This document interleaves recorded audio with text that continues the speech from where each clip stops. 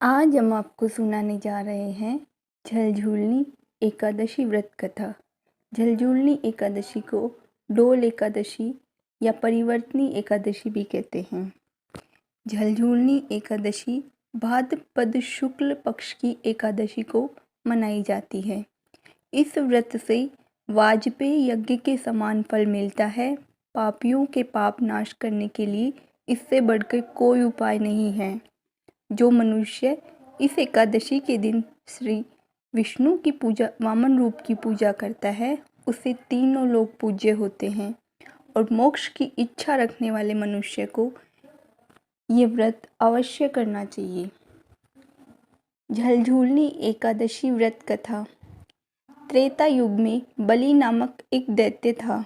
वह मेरा परम भक्त था। विविध प्रकार के वेद सूक्तों से मेरा पूजन किया करता था और नित्य ही ब्राह्मणों का पूजन तथा यज्ञ का आयोजन करता था। लेकिन इंद्र से द्वेष के कारण उसने इंद्रलोक तथा सभी देवताओं को जीत लिया। इस कारण सभी देवता एकत्र होकर सोच विचार कर भगवान के पास गए। बृहस्पति सहित इंद्रादिक देवता प्रभु के निकट जाकर और नतमस्तक होकर वेद मंत्रों द्वारा भगवान का पूजन और स्तुति करने लगे। अतः मैंने वामन रूप धारण करके 5वां अवतार लिया और फिर अत्यंत तेजस्वी रूप से राजा बलि को जीत लिया।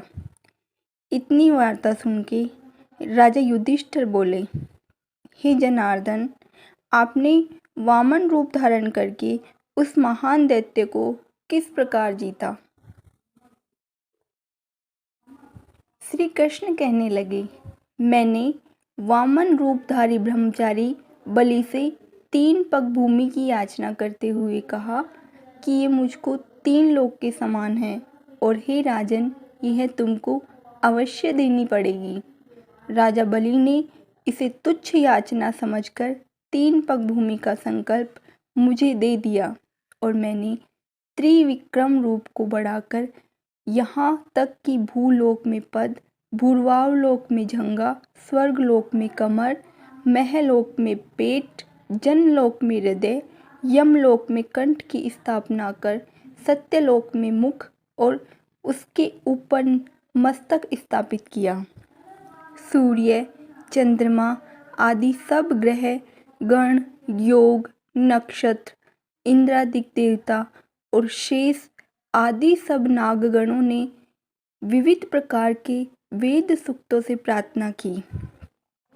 तब मैंने राजा बलि का हाथ पकड़कर कहा कि हे राजन, एक पद से पृथ्वी, दूसरे से स्वर्गलोक पूर्ण हो गए हैं, अब तीसरा पग कहाँ रखूं?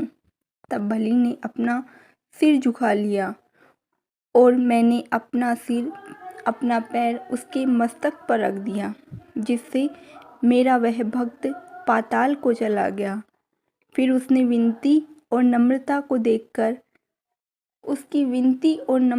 देखकर मैंने कहा, हे बलि, मैं सदैव तुम्हारे निकट रहूँगा। विरोचन पुत्र बलि से कहने लगे, हे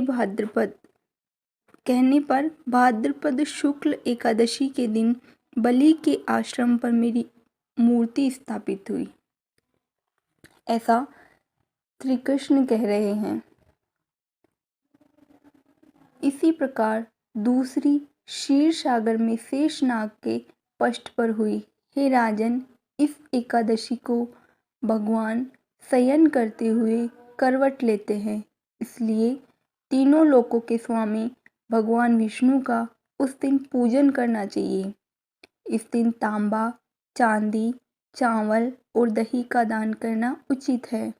रात्रि को जागरण अवश्य करना चाहिए। जो विधि पूर्वक इस एकादशी का व्रत करते हैं, वे सब पापों से मुक्त होकर स्वर्ग में जाकर चंद्रमा के समान प्रकाशित होते हैं और यश प्राप्त करते हैं। जो इस पाप नाशक कथा को पढ़ते या सुनते हैं, उनको 1000 अश्वमेघ यज्ञ का फल प्राप्त होने के साथ वैकुंठ की प्राप्ति होती है। इस प्रकार झलझूलनी एकादशी व्रत कथा पूर्ण होती है।